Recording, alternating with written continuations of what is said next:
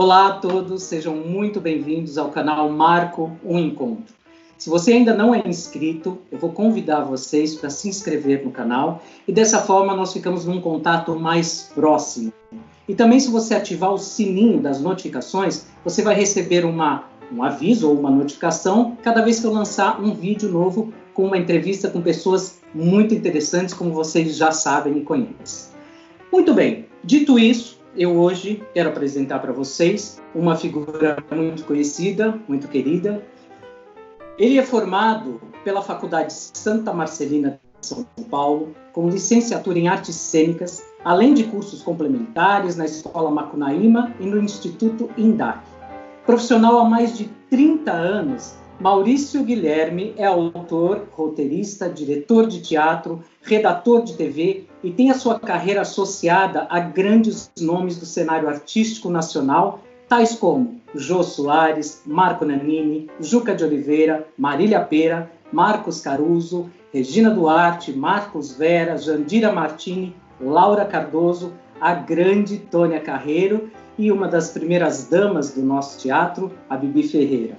Entre outros, né? Maurício, obviamente, atua em várias áreas, como nós vamos ver aqui nesse bate-papo gostoso, teatro, cinema. E agora, então, marco um encontro com Maurício Guilherme. Maurício, muito bem-vindo, meu querido. Obrigado, Marco, pelo convite. Olá para você, olá para os seus ouvintes do Brasil e em Portugal, né? Pois é, nós estamos conectados aqui num link bastante importante entre Brasil e Portugal, revivendo aí o movimento migratório, que de um momento é Portugal no Brasil, em outro momento é Brasil em Portugal. Sim. E assim vamos unindo e redescobrindo essa cultura toda.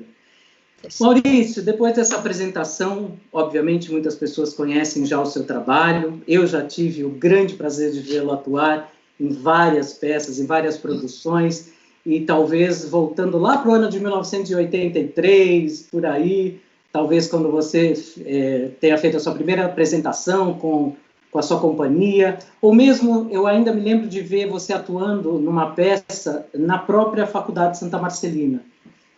Sim, verdade. Verdade. Na verdade, eu tenho 36 anos de carreira profissional, porque o Jô Soares ele fala que a carreira profissional começa a ser contada a partir de quando você ganha o seu primeiro cachê. Então, se eu contar o primeiro cachê que eu recebi, são 36 anos. E no começo, realmente, na primeira fase, eu também, além de escrever, dirigir, eu também atuava. Eu trabalhava como ator, fazia show com banda e tal, mas essa parte minha faz uns 10 anos que eu aposentei. Agora, particularmente, só escrevo ou dirijo, né? Mais escrevo do que dirijo. E escreve muito bem. Eu vi algumas peças de sua autoria. Eu gosto do seu estilo, porque você não se prende a um estilo só. Então eu vi mistério, eu vi comédia, eu vi musical, eu vi suspense, eu vi nonsense, eu vi muita coisa produtiva saindo aí dessa cabeça privilegiada. E eu queria, claro, dividir isso com os nossos ouvintes aqui. Eu queria que você dissesse, então, por você mesmo, né? Quem é o Maurício Guilherme? Eu acho que o Maurício Guilherme é um profissional do entretenimento, porque todas as áreas de entretenimento me interessam, de 57 anos de idade, 36 de carreira, e que cada dia tenta explorar um pouquinho mais uma nova área do entretenimento. O entretenimento, para mim, vai de roteiro de televisão, peça de teatro, de cinema, até hotelaria, parque de diversão, onde tem alguma coisa que se roteiriza, eu gosto. E citando a hotelaria, lembra o trabalho bonito que você fez no Intercontinental com a Marília Pêra, né? Foi, na inauguração do Intercontinental aqui de São Paulo, a Marília foi a mestre de cerimônias, aí eu roteirizei o evento, foi um evento muito legal, roteirizei e depois dirigi a apresentação, ela foi a mestre de cerimônias, muita saudade da Marília, querida Marília. Pois é, imagina o que é dirigir uma Marília Pêra, né? Que responsabilidade, que prazer deve dar, né? Foi muito legal, porque a Marília, quando ela estava fazendo masterclass naquela época, onde ela fazia o papel da Maria Callas, e ela tinha que estar com a voz impecável. E aí, quando a gente chegou no lugar onde ia ter o evento, dentro do hotel, eu entrei antes dela e estava um gelo, estava um ar-condicionado muito frio. Eu fiz assim, Marília, fica aí. e mandei os caras desligarem o ar. Falei, ó, só quando isso aqui cair a temperatura eu volto com ela. Eu nunca tinha trabalhado com a Marília, foi a primeira vez. E nessas eu ganhei a confiança da Marília. Ela ficou completamente na minha mão durante o evento. Ela se sentiu protegida. Ela falou depois, não, a gente gosta de alguém que toma conta da gente, de um diretor e tal. E aí ela ficou muito disposta e foi muito bacana. A gente fez esse trabalho. Depois eu trabalhei com a Marília numa biografia artística que ela escreveu junto com o Flávio de Souza, que era meu chefe na Globo, na época, e eu fiz pesquisa para o livro dela e redação adicional, e aí a gente fez muitas entrevistas juntos, e a Marília, desde o primeiro dia até o último dia que a gente se viu, ela sempre foi muito bonitinha comigo, tem uma grande recordação.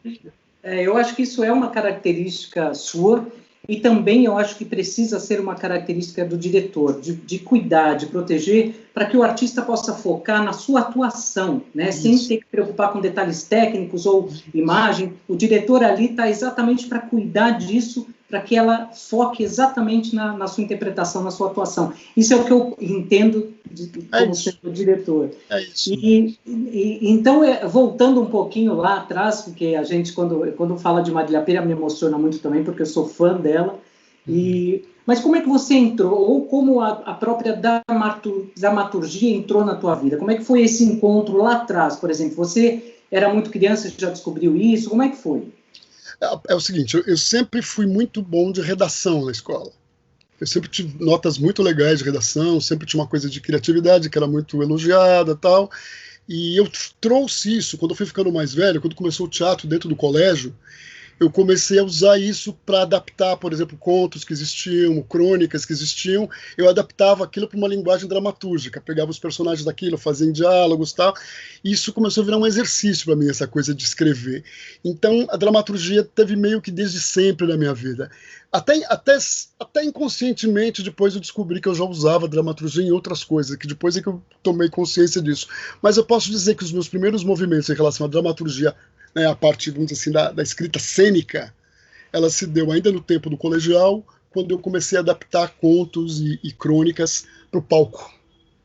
E aí eu acredito que foi exatamente o momento em que você conseguiu perceber que nesse universo de escola, de teatro ou de começo, você tinha um estilo próprio. Acredito que foi esse o momento que você descobriu que você tinha um estilo próprio? As pessoas que descobrem, na verdade. A gente escreve, né? E aí, tanto que tinha uma época que quando eu escrevi uma peça, aí quando eu comecei a escrever os meus textos, né, não a adaptação de outros, mas quando eu comecei a escrever os meus textos, eu não sabia se aquilo era uma comédia, se aquilo era um drama, se era uma comédia dramática, porque misturava um pouco, ou se era um suspense cômico, ou se não, eu não sabia. Aí eu comecei não a assinar o gênero, eu assinava só assim, tal peça de Maurício Guilherme, porque aí eu falava, o gênero vão descobrir quando lerem, alguém vai me dizer. E as pessoas começaram a notar alguns traços em comum no que eu escrevi, começaram a me dizer, olha, o seu gênero vai mais por aqui, mais por ali. Aí eu comecei a tomar consciência do universo onde eu permeava mesmo. E aí você acha que hoje você tem um gênero definido, ou você ainda caminha por todos os gêneros com tranquilidade, com conforto? Eu acho que é uma mistura de tudo um pouquinho, mas eu acho que tem... Quando você é empregado, por exemplo, de uma televisão, de um estúdio, você escreve o que te pedem para escrever. Aí você é meio por encomenda. Mas quando você sai de uma obra tua, eu reconheço já em mim que tem um traço comum entre o que eu escrevo. Entre as obras que eu escrevo, eu acho que sim. É isso que eu ia dizer também. O que eu identifico como espectador, né, e como fã do teu trabalho, que eu sempre fui ver os teus espetáculos, sempre fiz questão, eu identifico sempre um traço de comédia muito subjetivo, às vezes, que aquilo, se você estiver prestando atenção no texto, no espetáculo, você consegue ver algumas piadas inseridas subliminarmente, que eu acho de uma genialidade incrível. Mas eu acho que a grande maioria dos seus trabalhos tem um grande peso de suspense, da descoberta da próxima cena, de criar essa expectativa com o seu público. Então eu sinto assim, mas sempre identifico comédia. É incrível que em algum momento, mesmo que seja um texto dramático, eu consigo identificar. São as graduações da comédia, né? Eu na minha vida pessoal, quem me conhece, eu sou muito mais escrachado do que quando eu escrevo. Eu gosto de humor irônico, gosto de humor sutil, de uma coisa meio cáustica, e isso combina uma atmosfera de suspense, com uma atmosfera de drama, às vezes. Então, o meu humor em cena, ele não é esculachado. Ele tem uma coisa mais que você tem que sacar mais, mas que as pessoas gostam, no geral gostam. Até eu acho que porque você tem um certo compromisso com aquela proposta daquele espetáculo, e na sua vida pessoal, você está livre para fazer o humor, vale tudo. Exatamente. Quando você, Maurício, entendeu, identificou e começou a investir emocionalmente nesse teu talento, nessa vereda que você decidiu para a tua vida, você contou com o apoio da sua família, amigos, ou como foi? Porque nós somos mais ou menos contemporâneos. E nós sabemos que, na nossa adolescência, o universo artístico ainda era um pouco de tabu para as famílias que normalmente gostariam que você fosse advogado, médico, engenheiro, arquiteto, e que a vida artística já não tinha, claro, aquele peso, né, de antigamente, mas ainda contava com aquela coisa, não, artista não ganha dinheiro, artista... E aí, mas você contou com esse apoio da sua família, dos seus amigos? Os meus pais sempre foram muito abertos para isso. Tipo assim, vai fazer o que você quer fazer e tenta fazer bem feito para poder sobreviver disso. Essa questão dessa época que você falou, no final dos anos 70, quando eu fui me inscrever no colegial, por exemplo, do colégio, a secretaria falou assim, olha, tem exatas e tem biomédicas, que eram as profissões do momento, né? Então, eu falei, pô, eu não quero nenhuma nem outra. Aí chutei, entrei para exatas, porque talvez eu pudesse fazer arquitetura. Aí quando eu estava com dois meses de escola, eu estava pedindo para sair, porque eu falei, não é nada disso, eu não quero. E o diretor da escola, do antigo colégio anglo-latino, do colégio mesmo, Dr. Arcuri, ele era apaixonado pelo curso de humanas. E ele falou assim para mim, não te falaram que aqui tem o clássico ainda? Eu falei, não. Ele falou assim, tá no último ano, mas tem. Se você entrar, vai ser a última turma. Ele me transferiu para o clássico, onde eu tive português, literatura comparada, literatura brasileira, fonética, linguística, introdução à filosofia, introdução ao direito, latim. Uau! Eu também. Francês, inglês. Enfim, aí eu peguei esse colegial ainda de clássico, de humanas, que hoje me ajuda muito, até hoje me ajuda muito. E os meus pais sempre foram muito favoráveis a isso tudo. Claro, tem a preocupação prática de vai se conseguir sobreviver disso. Eu trabalhei em outras coisas também no início. Teve uma boa parte da minha carreira que eu tinha duas carreiras. Eu tinha uma carreira mais prática e tinha essa já no showbiz, vamos dizer assim, no entretenimento, até que uma hora eu consegui passar de uma vez só para o entretenimento. Showbiz. Que a gente tem, obviamente, naquela época era preciso realmente você ter uma carreira paralela que pudesse te manter no investimento desse sonho, né? Porque demanda muito investimento. Eu acho que até hoje ainda, né? Um artista deve se firmar, é preciso que ele estude, que ele invista, né? Até hoje. E hoje em dia tem uma concorrência grande nisso, porque tem muita gente hoje em dia que quer ser ator e a família fala, vai ser mesmo, porque tal, tem aquele glamour de ser ator e tal. E no começo, quando eu também atuava, eu tenho um lado taurino meu que é muito prático. Eu percebi que tinha muito menos concorrência em quem escreve do que em quem atua. Eu falei, não, já que eu sei fazer isso, eu vou fazer isso, porque ator está caindo de árvore. E eu talvez não tenha essa vocação toda. E escrever eu gosto mais. Eu gosto mais desse todo do que da parte. Atuar é mais uma parte, né? Escrever é mais um todo. Eu gosto mais. Você atuou mais do que escreveu na sua carreira ou você escreveu mais do que atuou? Escrevi mais, bem mais. Então eu faço parte de alguns privilegiados que te viu em cena. Sim. Tanto que dos últimos 10 ou 12 anos para cá, eu mandei o meu currículo para a sua produção, quando vocês pediram, e aí você pode ver que não tem mais a parte de atuação, eu não ponho mais. Porque não faz mais sentido, eu não estou nesse mercado. Mas depois eu percebo que eu fazia porque eu gostava do todo, porque eu era ligado na direção, no roteiro, muita coisa que eu escrevi que eu também estava em cena, era mais isso, mas esse todo que me agrada muito mais. Eu acho que o Brasil ganhou muito com essa sua escolha e também por ter podido um tempo desfrutar de você como ator. Eu vi você em algumas peças e achava a sua presença de palco, ela é bem abrangente, ela completa o palco, a sua voz, principalmente nos musicais, onde você trocava de personagem, trocava de roupa, uma versatilidade que me agradava muito, tenho certeza que a todos que estavam lá vendo o espetáculo também. Obrigado, querido. Me diga uma coisa, qual foi, assim, a sua maior referência quando você começou a sua profissão. Hoje, acredito que você tenha várias referências, porque você pôde conhecer e trabalhar com muitos dos seus ídolos, né? Mas no começo, assim, você tinha uma referência que você dizia, não, eu admiro e quero me espelhar nesse talento para poder compor a caracterização do profissional que eu sou? Como é que foi isso? Quando eu era jovem, a gente não tinha essa ferramenta que hoje em dia a molecada tem na mão, que é isso aqui, que é o celular, né? Que se pesquisa tudo que se tem.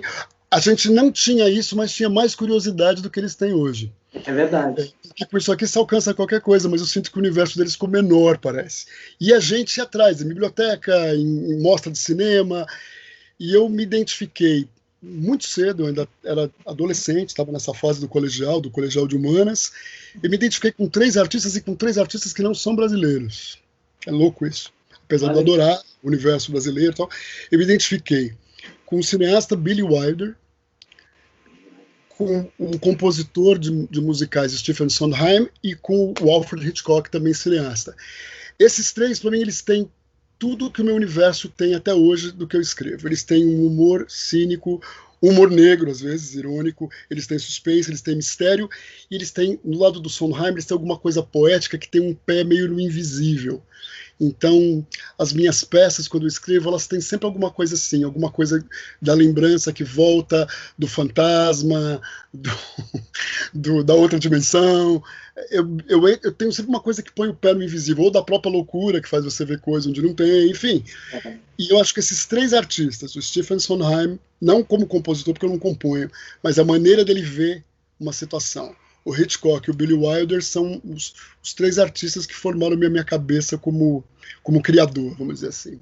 E aí você consegue identificar a influência deles em toda a sua carreira ou em alguns momentos só? Tipo, até hoje...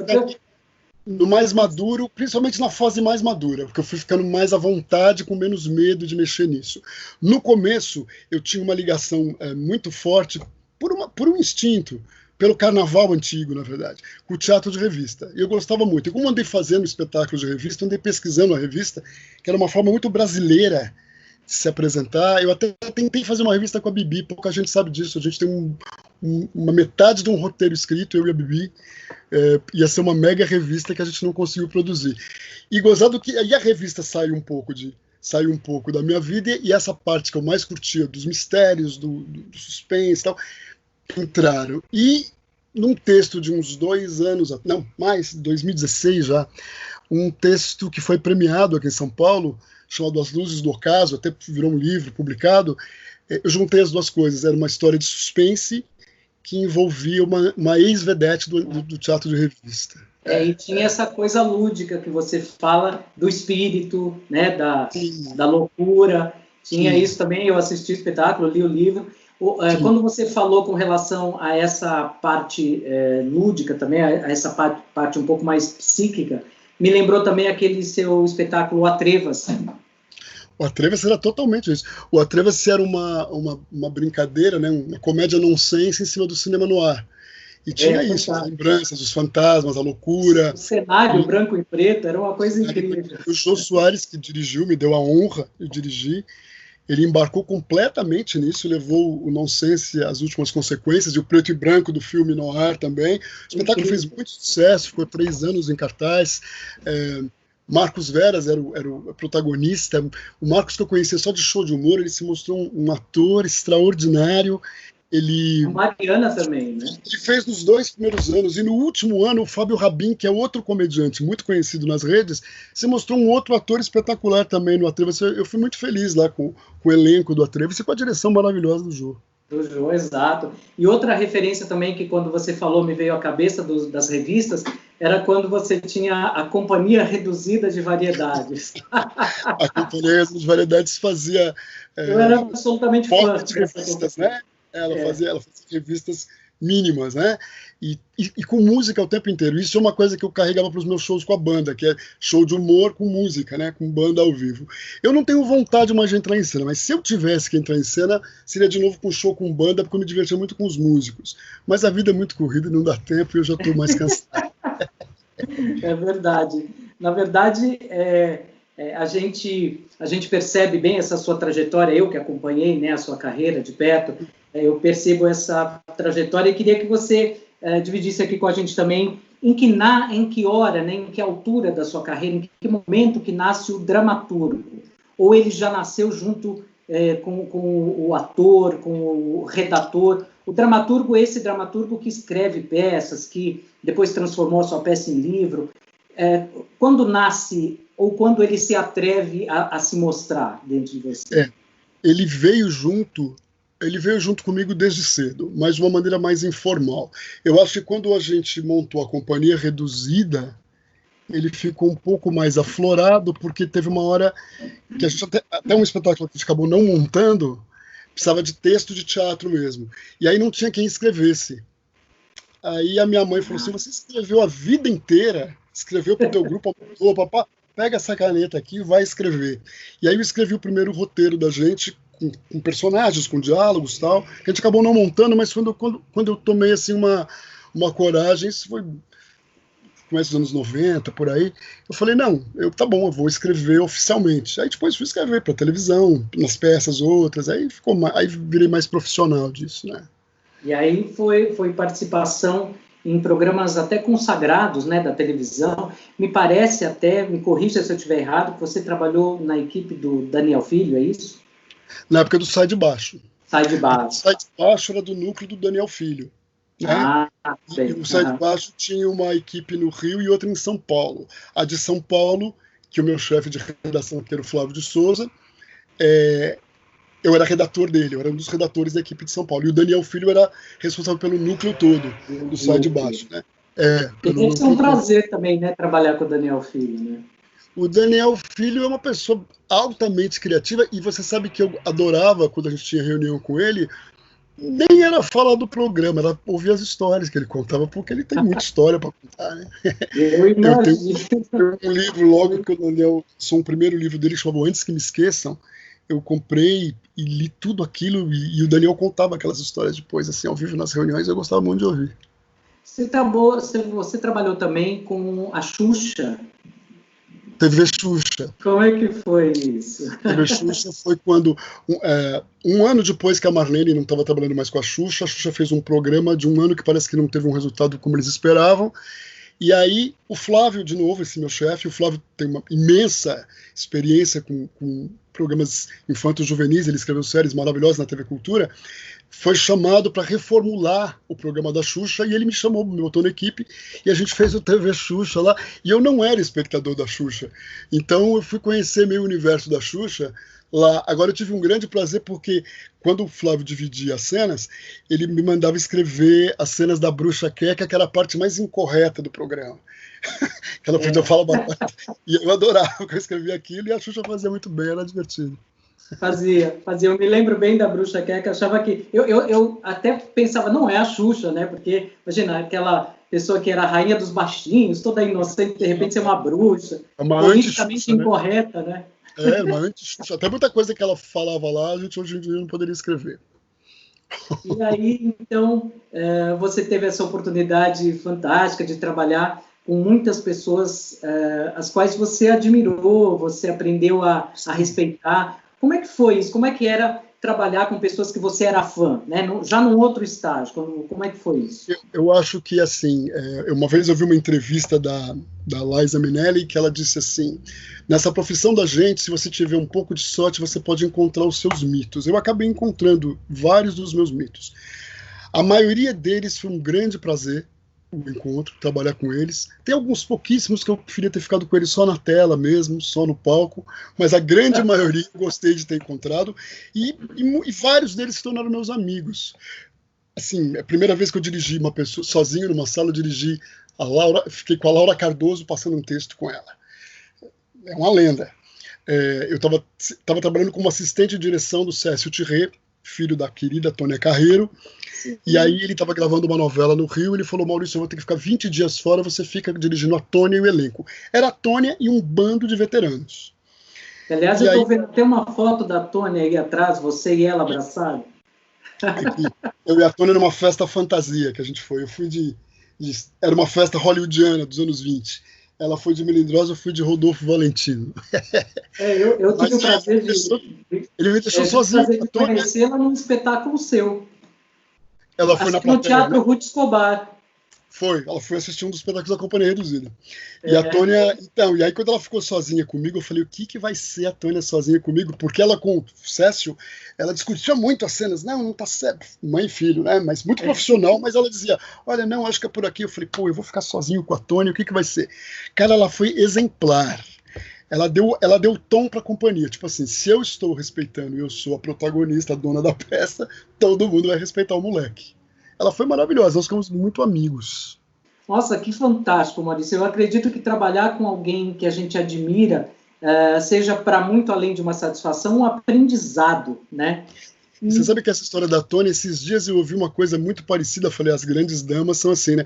O Spielberg tinha 20 anos e ele dirigiu um filme de televisão com a Joan Crawford. E a hora que ela era já a lenda, e a hora que ele entrou no estúdio, o pessoal veterano, os técnicos veteranos, que já olharam ele meio torto, porque que é esse moleque que vai dirigir essa técnica e a Joan Crawford? Aí disse que ela deu o tom, exatamente como a Tônia fez. Ela deu o tom, falou, nós estamos na mão desse diretor, nós vamos fazer exatamente o que ele quiser. Foi o que a Tônia fez comigo, e a gente fiquei muito amigo da Tônia, a gente era bem próximo, mesmo depois ela no Rio e eu em São Paulo, a gente quando se encontrava era sempre muito gostoso. Tenho uma saudade grande da Tônia. Ela era uma grande dama, não a conheci como você, eu tive a oportunidade só de vê-la no seu espetáculo, mas ela foi muito querida, ela foi muito simpática. Você é primo do Maurício? Ela era muito solar, né, que as pessoas chamam, uma pessoa assim, toda... Solar, exatamente, totalmente solar. Um magnetismo que ela entrava em qualquer lugar, eu trabalhei com a Tônia, ela já tinha 72 anos, e ela entrava e todo mundo virava para trás, falei, quem era aquela mulher? Parecia uma deusa entrando, né, linda. É verdade. Agora eu vou pedir para você citar eu sei que devem ser muitos momentos marcantes na sua carreira, mas assim, alguma coisa que tenha te despertado para um novo aprendizado, para alguma transformação em que você consiga identificar antes disso e depois disso. Tem algum momento assim tão marcante na sua carreira?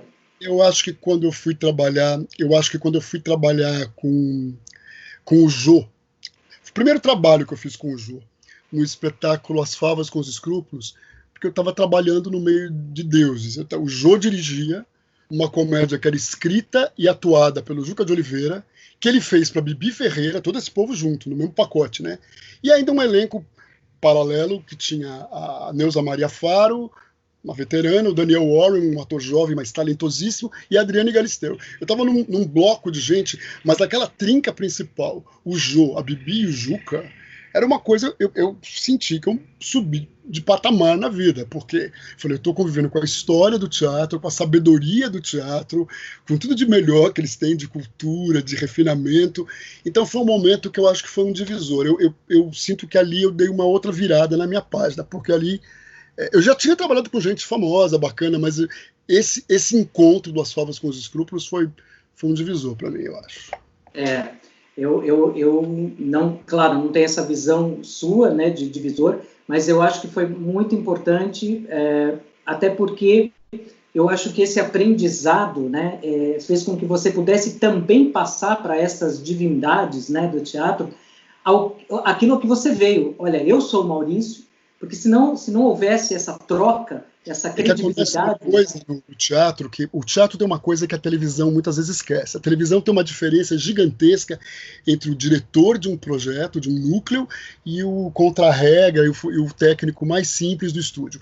O teatro tudo é muito mais próximo, é muito menos gente. Então, do Jô para o contra-regra, os degraus são muito mais próximos. E aí, você se sente uma equipe, e aí você vê pessoas desse naipe, esses grandes nomes, te tratando como um colega, de igual para igual. Entendeu? Quando você é aceito por essas pessoas, eu me senti aceito pelo Jô, pelo Juca, pela Bibi. E eu fiquei honradíssimo e gratíssimo. É uma experiência que eu jamais esqueci. A Bibi foi outra que se tornou uma grande amiga minha. E o Jô eu nem falo, o Jô virou quase que da família. O Jô, a sensação que eu tenho com o Jô é que ele é como se ele fosse um colega de escola meu, daqueles que você senta lá no fundo, porque eu tenho uns parceiros que estudaram mesmo comigo, que a gente sempre inventou um monte de besteirada, inventou história, e faz brincadeira em cima de uma coisa, e leva as últimas consequências. Eu tenho exatamente essa relação com o Jô. E um dia a ex-mulher do Jô, a Flávia Pedras, falou disso pra gente. Eu falei, mas eu me sinto como se o Jô fosse meu colega de colégio que sentava no fundão comigo. Então, esse encontro das Favas com os Escrúpulos foi particularmente especial na minha carreira. Foi aí que você encontrou o Jô? Ou como é que foi esse encontro com o Jô, assim? Foi antes disso? Como é que foi? Eu encontrei o Jô um ano antes, na verdade. Nós fomos fazer uma leitura. O Jô tem um andar inteiro. Ele tem um andar onde ele mora, num prédio muito bonito, né, em Higienópolis, e ele tem um andar de baixo que é como se fosse um mini centro cultural. Ele fez para aquilo. Tem um espaço de ensaio maravilhoso, se faz leituras de texto ali, tem sala de música, tem camarim, tem oficina de costura. É um luxo, cara. Quando você ensaia lá, você nunca mais quer ensaiar em outro lugar na vida. E fizeram uma leitura de teatro lá nessa sala do Jô de um texto inédito da Jandira Martini, chamado O Eclipse. E ela não tinha um ator para ler um dos papéis, que era o Serrador, que era um papel interessante até na peça. E como ela não tinha arrumado ainda ninguém, ela me chamou de Maurício, quebra um galho. E eu fui lá quebrar um galho, e nessa quebrada de galho, o Jô sentou assim pertinho de mim na mesa, o Jô. Eu ainda nunca tinha estado com ele. E ele gostou muito da leitura, tanto que não era para eu fazer a peça, já fazia 6 anos que eu não trabalhava como ator, e ele ficou no meu pé para eu fazer, e eu fiz de verdade muito por conta dele. Eu não queria falar não pro Jô. Eu já não estava mais interessado em trabalhar como ator, mas eu falei, não vou esnobar o Jô.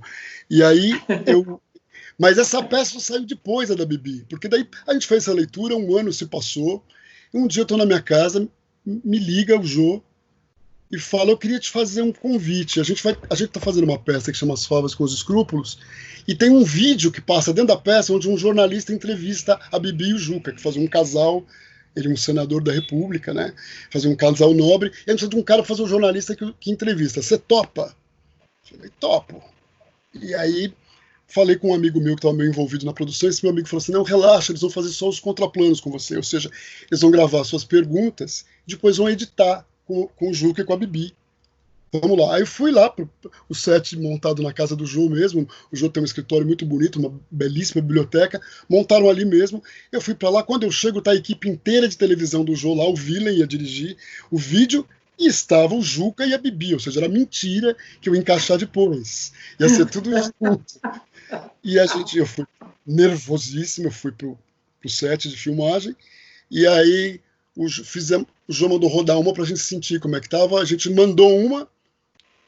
E o Jô falou assim pro Villain, pegaram essa? O Villain falou, não, a gente estava só medindo luz e som. Ele falou, mas saiu de prima, foi maravilhoso, tá todo mundo relaxado. Eu falei, todo mundo, vírgula. Eu falei, eu tô numa sala contracenando com o Juca de Oliveira, com a Bibi Ferreira e com o Jô Soares dirigindo. Eu só podia estar relaxado se eu tivesse morto. Eu falei, mas a Bibi, muito bonitinha, pegou na minha mão na hora e falou assim, foi muito bem, meu filho, foi muito bem. E aí, um mês depois dessa gravação, eu não sabia, ele acabou me chamando para ficar na equipe do projeto com eles. Eu acompanhei a temporada de São Paulo 1 ano e meio, fiquei lá de coach da Bibi. Que bacana. E quanto tempo já dura essa parceria com o Jô? Isso começou em 2006. Então nós temos 14 anos aí, é isso? Isso, 14 anos. Outro dia eu contei, eu tenho 10 trabalhos com o Jô. A gente, entre roteiro, entre assistente de direção, que eu fiz várias para ele, com o roteirista, a gente traduziu um Shakespeare junto, eu só me atrevia a traduzir esse Shakespeare porque eu estava junto com o Jô, ainda falei para ele, só com você que eu faço isso. E foi lá no Tuca, né? Como ator, né? A minha despedida como ator foi nessa peça, o Eclipse, que foi a direção do Jô. Então, eu já trabalhei com o Jô em várias posições aí. Mas a gente tem 10 trabalhos juntos, outro dia eu contei até. Fantástico, fantástico. Essa que você falou do Shakespeare foi aquela no Tuca com o Cássio Scapim? A do Shakespeare foi no SESI, chama Troy no Crédito, um elenco enorme, 25 atores em cena, Maria Fernanda Cândido, Fernando Pavão. Essa que você está lembrando foi aquela que o Cássio Scapim fazia o papel do Salvador Dali. Isso, muito bacana aquela peça também. Isso, Pedro Paulo Rangel fazia o Freud, essa foi o Histeria. Isso. E aí, né, vasculhando um pouquinho mais aí da tua carreira, do teu currículo, né, dessa coisa fantástica que você tem de conteúdo, né, de produtividade, como é que foi ganhar o prêmio Senin?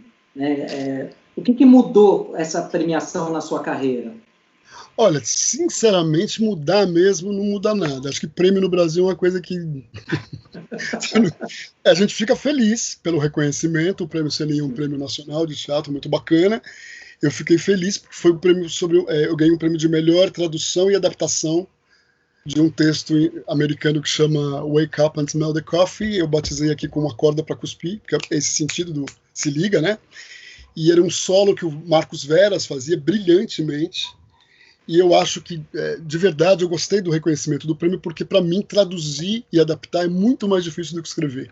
Você tem que entrar na cabeça de um outro autor, não trair a estética dele e tornar aquilo palatável para o público do seu país. Então, eu achei que foi um reconhecimento bacana, gostei de ter ganho. Agora, praticamente, vai no currículo, mas não muda nada. Não é assim aquela coisa, quando você ganha tal prêmio, né, nos Estados Unidos, teu patamar profissional muda. Não, aquilo o cachê aumenta. Esse foi o único trabalho que você fez de tradução e adaptação, ou você fez outros trabalhos também?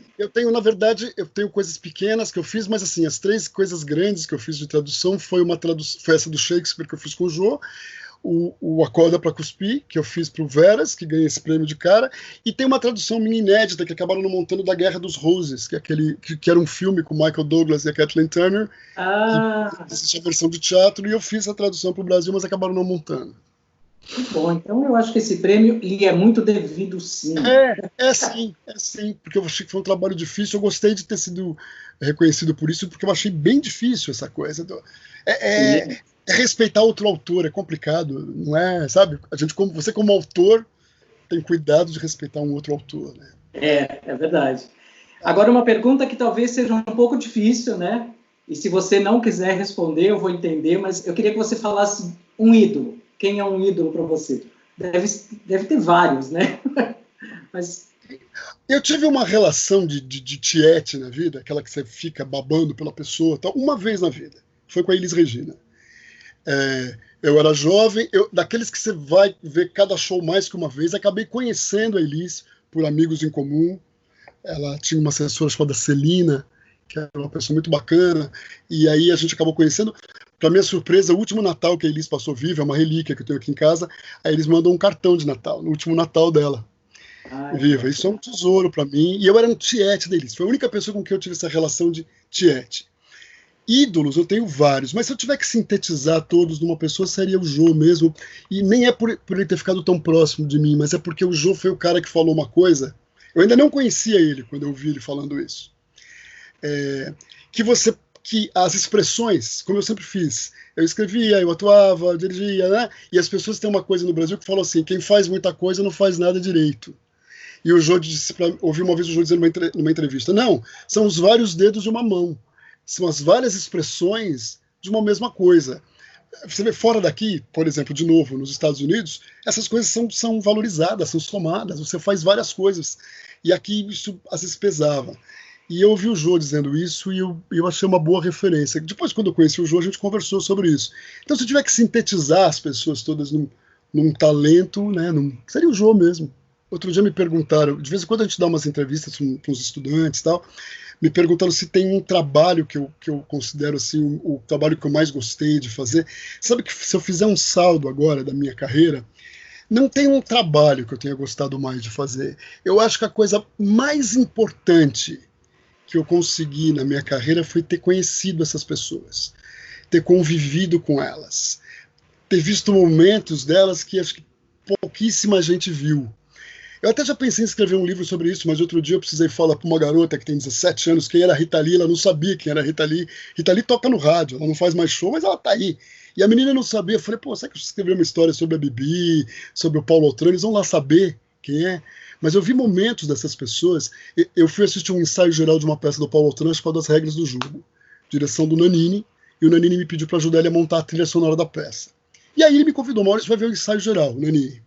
Eu fui, quando acabou o ensaio geral, era o Nanini, era o Paulo Autran, a Glória Menezes e a Karen Rodrigues, e o Nanini dirigindo. Quando acabou o ensaio geral, a Glória veio falar com o Nanini, eu estava perto. Você gostou, Maurício? Eu gostei muito, me diverti muito. A Glória falou assim, então vai no camarim falar isso pro Paulo. Falei, vai. Eu entro no camarim do deus do teatro, nosso patriarca, Paulo Autran. Ele estava sentadinho numa cadeira assim. Paulo, adorei. Você gostou mesmo, Maurício? Muito, Paulo, eu adorei. Eu não encontrei esse papel, ele disse. Paulo, estreia amanhã e eu não encontrei o papel.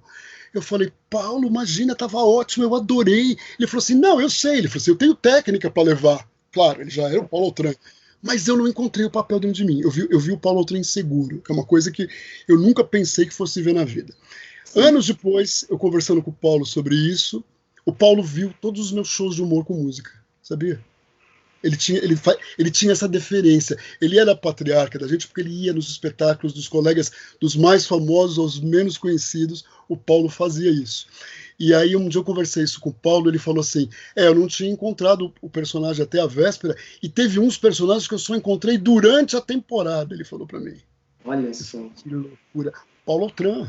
Sim. Esse momento do Paulo Autran, por exemplo, se eu escrevesse um livro, eu ia contar essa história. Se eu escrevesse um livro, eu estava com a Bibi um dia, depois do espetáculo no camarim, ela falou para mim assim, você lembra da cena da maldição da Gota d'Água? A Gota d'Água ficou em cartaz 5 anos, mega sucesso da Bibi. Eu falei, Bibi, eu não vi a cena da maldição porque eu tinha 12 anos, eu não entrava no teatro adulto nessa época. Ela falou, você não viu? Eu falei, não. Ela falou, senta aí.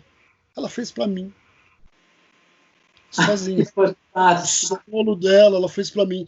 Essas coisas eu gostaria de escrever. Então, para terminar a pergunta, mais do que qualquer trabalho foi a convivência com essas pessoas, que eu acho que é o que valeu mais a pena nesse tempo todo. Olha, eu acho que se você escrever, eu acho que vai ser importante, porque talvez a abordagem, né, a sua abordagem de uma forma mais íntima, né, como quem viveu aquele momento, traga uma informação mais palatável, mais próxima, né? Os jovens, eu vejo que quando fazem pesquisas, a linguagem que a internet tem é algo muito distante, muito superficial, né? E talvez você, com informações de convivência, de intimidade, possa tornar mais interessante que esses jovens conheçam essas grandes figuras, né, da nossa arte brasileira. Eu tenho historinhas deles que eu tenho anotado para mim, que eu falei, se um dia eu reunir isso tudo, eu vou contar. E eu já de antemão convido, se você escrever esse livro, convido você para vir lançar aqui em Portugal, na nossa casa Pau Brasil. Se você escrever, você já está convidado. Eu vou dar o furo de reportagem de Portugal, vai ser seu. Olha, saindo só um pouquinho, até porque a gente também acredita que a entrevista está super longa, você deve estar cansado. Não por mim, eu estou falando muito. Eu queria entrar um pouco no universo paralelo que você citou lá atrás, e que também, para mim, que te conheço há muito tempo, é uma grande marca sua, e para muita gente que vai ver essa entrevista, elas vão falar assim, como é que não vai falar do Maurício na Disney? Eu acho que Disney e Maurício é uma coisa que existe uma simbiose grande, que inclusive gerou um programa que você tinha, o Disney LEDs, que depois, muito bacana, informativo, e de partes da Disney que ninguém conhecia, que só você conheceu. Então, assim, eu queria que você falasse um pouquinho da Disney na sua vida. O Disney LEDs ainda existe, o Patal continua tocando o trabalho com as filhas, com a esposa, mas mais num formato de Instagram e Facebook. A Disney sempre esteve presente na minha vida desde cedo, porque a obra do Disney sempre esteve na minha vida também por conta do meu pai, que era fã do Disney, e ele me apresentou, né? E eu tinha um sonho. Hoje as pessoas vão muito fácil para Disney, e naquela época era muito difícil, para Disney era muito caro.